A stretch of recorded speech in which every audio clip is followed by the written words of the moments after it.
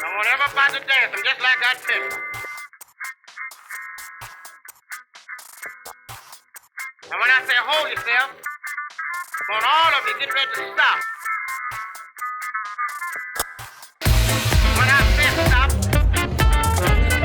don't move. And when I say get up, I want all of y'all to hold it now. Boogie woogie.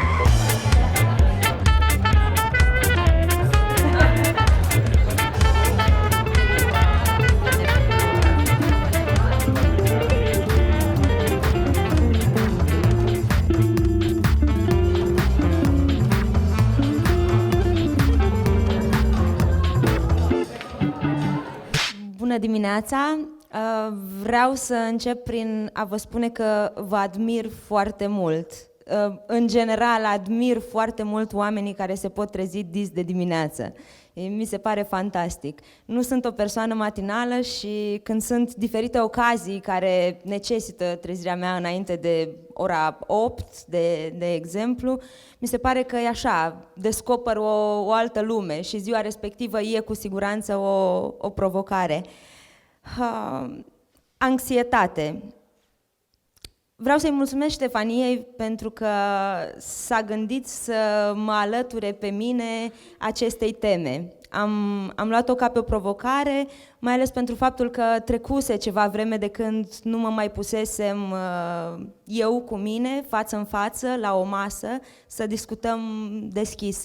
Sunt de felul meu o persoană încăpățânată, perfecționistă, de multe ori idealistă și de asta poate fi un pic dificil să pui două astfel de persoane în față să vorbească despre o temă. Anxietatea, pe lângă definiția pe care o are, pe lângă lucrurile pe care le implică, unele mai simple, altele mai complicate, e o temă provocatoare, în special pentru o generație așa cum suntem noi, cred eu. Suntem genul acela de oameni care lucrează foarte mult cu deadline-uri, suntem genul de oameni care nu de puține ori se simt presați de timp, se simt presați de tot felul de cerințe sociale și suntem oameni care ducem permanent, sau nu știu, cel puțin din perspectiva mea, tot felul de lupte. Unele sunt lupte individuale, altele sunt lupte de grup. Cum, nu știu, de exemplu, probabil că mulți dintre voi știți că în curând o să facem 365 de zile de când românii protestează. E o luptă, nu știu, care, cel puțin în mintea mea, se corelează cu anxietatea. Când mă gândesc la anxietate, mă gândesc la nesiguranță, mă gândesc la sufocare, mă gândesc la contracții musculare, mă gândesc la stare de greață și, nu în ultimul rând, mă gândesc la frică. Și acum e momentul în care vreau să faceți ceva pentru mine și pentru voi. Vreau să vă gândiți 2-3 secunde la ce ați scris pe taguri, fiecare, și după care vreau să vă uitați la persoana din dreapta și respectiv din stânga voastră și să vedeți ce scrie pe tagurile lor.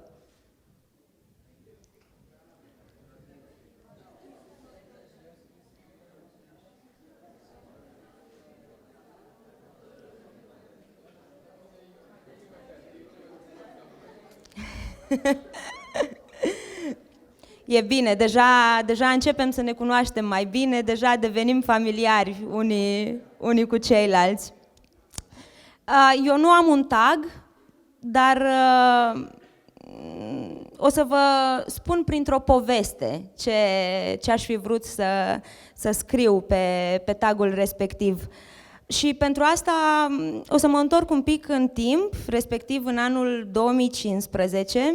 E un an care a însemnat foarte mult pentru mine în traiectoria mea, din mai multe motive.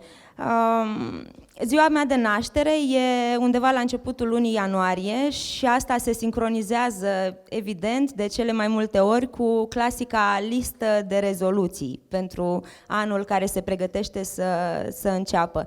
Sunt o persoană care lucrează foarte bine cu liste, listuțe, planuri pe termen scurt, mediu, lung, îmi fac tot felul de calendare, post-it-uri și atunci funcționează și treaba asta cu rezoluțiile pe noul an. Însă nu mă grăbesc. De obicei îmi iau cele 12 zile care trec de la începutul anului până la ziua mea pentru a mă hotărî ce vreau să-mi propun pentru anul care urmează. Și în 2015 urma să împlinesc 27 de ani. Nu știu de ce, dintotdeauna am avut așa o simpatie pentru numărul ăsta. Mi se părea mie că e ceva magic cu el. Și atunci am zis că ce-ar fi dacă anul ăsta schimb regulile jocului în timpul jocului. Adică nu mai fac nicio listă, nu mai propun nimic, decât un singur lucru. Să fac să fie un an magic. Habar n-aveam ce va însemna asta, habar n-aveam cum voi face asta. Știam atât, că pe 12 ianuarie 2015, de ziua mea, mi-am propus să fac un an magic. Ce credeți, mi-a ieșit?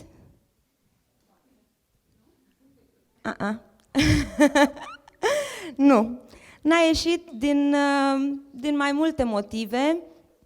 De-a lungul anului s-au întâmplat tot felul de lucruri, unele bune, altele mai puțin bune. Am uitat aproape instant de task-ul ăsta pe care mi-l pusesem, probabil pentru că era ceva foarte general și eu, obișnuită cu lucruri mult mai targetate, m-am pierdut. Prima jumătate a anului 2015 a fost o perioadă foarte agitată, cu multe proiecte, am lucrat enorm, cu foarte multe nopți nedormite, cu multă nervozitate acumulată și în 11 iunie 2015 timpul s-a oprit în loc. A murit bunica. Nu știu, poate și voi sunteți ca mine, dar eu am senzația asta că sentimentul ăsta de fapt că avem oameni în viața noastră despre care avem senzația că vor fi acolo veșnic. Pur și simplu, adică oricât de raționale am fi, asta, nu știu, ne duce așa într-o zonă în care ne pierdem luciditatea, cădem în plasa naivității și nu vrem să acceptăm foarte ușor lucruri de genul ăsta. Știam că e în spital, știam că urmează să intre într-o operație, dar asta urma să se întâmple câteva zile mai târziu, când eu îmi voi fi terminat deja proiectele, când eu voi fi avut deja curajul să-mi pun repetițiile pe stand-by și când eu voi fi ajuns deja acasă să fiu lângă ea și ai mei. Însă bunica, așa cum decisesem și eu la începutul anului, s-a decis și ea să schimbe regulile jocului în timpul jocului. Nu vreau să mă concentrez foarte mult pe asta, ci vreau de fapt mai mult să vă povestesc despre cum s-a reflectat evenimentul respectiv în viața mea de după, ce consecințe a avut. M-am blocat. Pur și simplu. M-am blocat. Am început să-mi dau seama că lucrez prea mult, creștea foarte tare în mine un soi de vină și culpabilitate pentru că nu ajunsesem să-mi iau la revedere de la ea, pentru că nu fusesem mai mult timp aproape de ea și am început să contest felul meu de a fi. Mi-am dat seama că muncesc prea mult, am început să detest asta. Mi-am dat seama că îmi propun prea multe lucruri, am început să detest asta. Numai că asta venea foarte tare în contradicție cu felul meu de a fi, știți? V-am zis la început, încăpățânată și perfecționistă și practic ajunsesem să mă contest pe mine. Urmau în perioada imediat următoare tot felul de proiecte, evident. Au fost unele pe care le-am putut anula, au fost unele pe care le-am putut întinde cât de mult am putut, Însă au fost unele pe care nu am avut încotro, a trebuit să le fac, să se întâmple atunci când erau programate.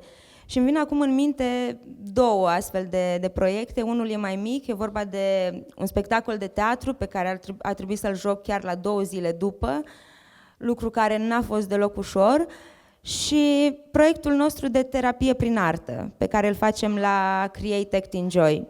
E un proiect social început în 2012 ca o joacă și care treptat a devenit meseria în sine. Practic, o gașcă de actori și regizori au început să se joace cu pacienții și doctorii din spitale și 6 ani mai târziu proiectul a devenit ceva de sine stătător, a devenit parte din meseria noastră. Ediția din 2015, ediția a 3-a, urma să se întâmple în iulie și august. Era ceva ce clar nu puteam amâna.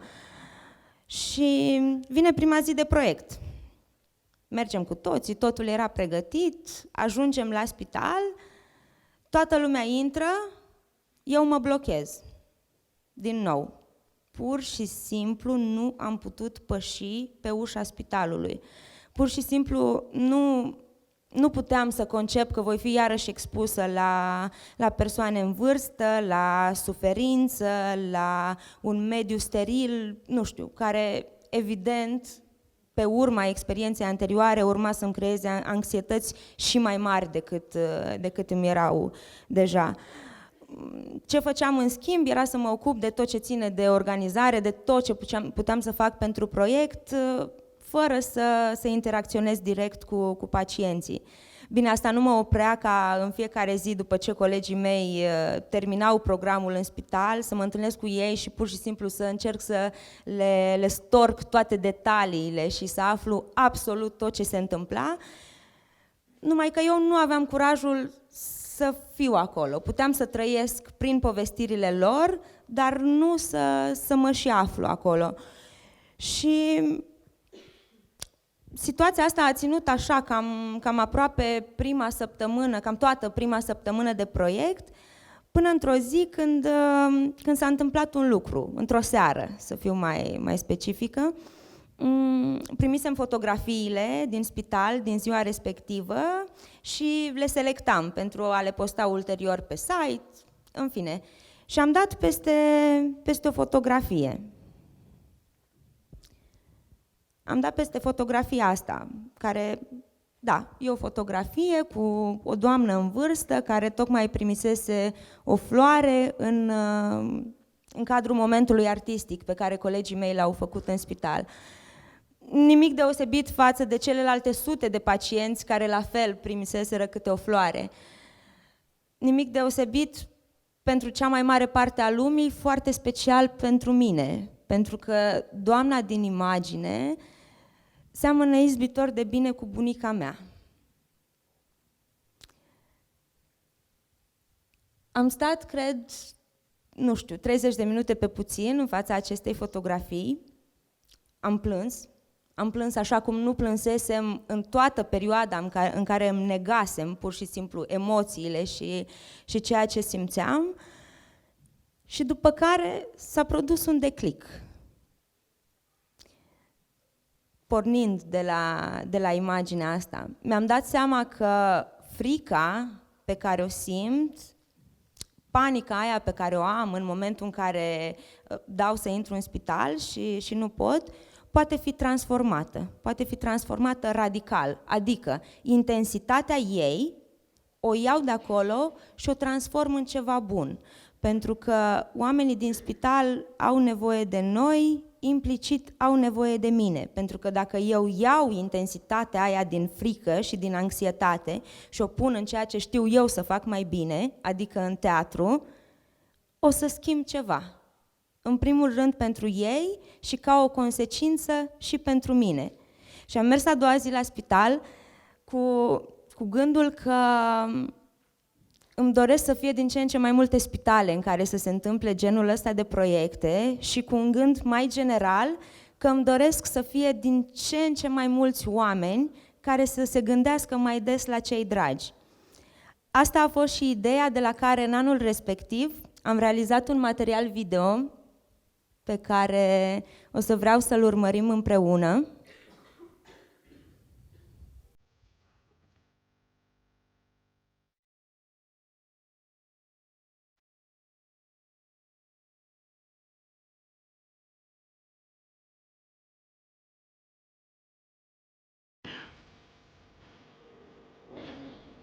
Da, Drag. m-am gândit. Da. Mama, tata. M-am gândit. Ok.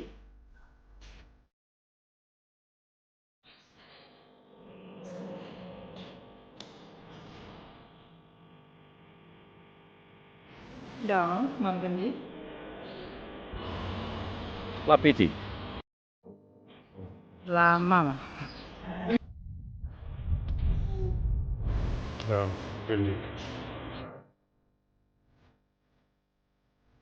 M-am gândit. La cine? La nevastă. Da.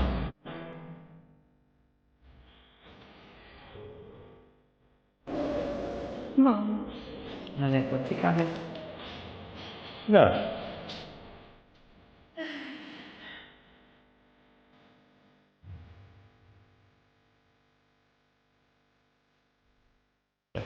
Că iubesc. De-abia aștept să te văd acasă.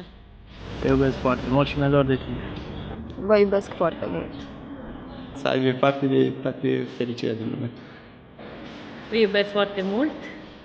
O viață însorită și înflorită. Vin acasă. Da, abia aștept să ne revedem. Cel mai minunat lucru este să poți face parte din viața celorlalți. O iubesc mai mult ca orice pe acest pământ? Raluca, te iubesc. Mi-e foarte dor de tine. Îl iubesc, e vorba de fiul meu. Copiii mei sunt totul pentru mine. Că e doar la bubuie. Vreau să vin seara acasă. E totul pentru mine și o respect pentru că mă ajută. Te iubesc, iubirea. Prințesa lui Buna te iubește Buna mult, mult, mult. Fiica mea, Ioana, te iubesc. Lasă tu că mi-e dor de el. O iubesc. Păi îl iubesc și mi-e drag. Multă sănătate. Ce m-a plăcut, că îl iubesc. Iubesc. E soarele meu. Mulțumesc pentru fiecare secundă de fericire care mi-o oferi. O iubesc din toată inima. Îți mulțumesc că mi-ai fost alături întotdeauna. Să fie sănătos. Vă iubesc și vă doresc numai bine. Mulțumesc. Ce faci?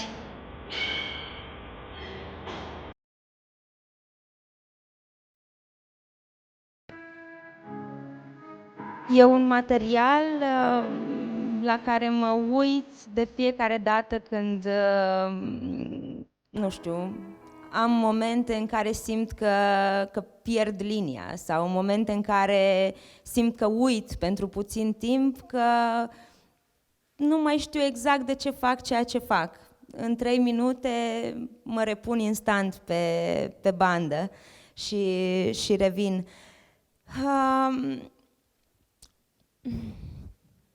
Au trecut, de fapt, se împlinesc în vara asta 3 ani de la vara lui 2015, de la planul ăla măreț de a face un an magic. Cu siguranță a însemnat maturizare pentru mine. Deci asta aș putea spune că a fost magia mea, faptul că m-am maturizat, dar a mai însemnat niște lucruri. A însemnat că am învățat să respir.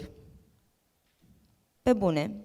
Am învățat să spun stop în momentul în care simt că nu mai pot și că asta nu e o rușine.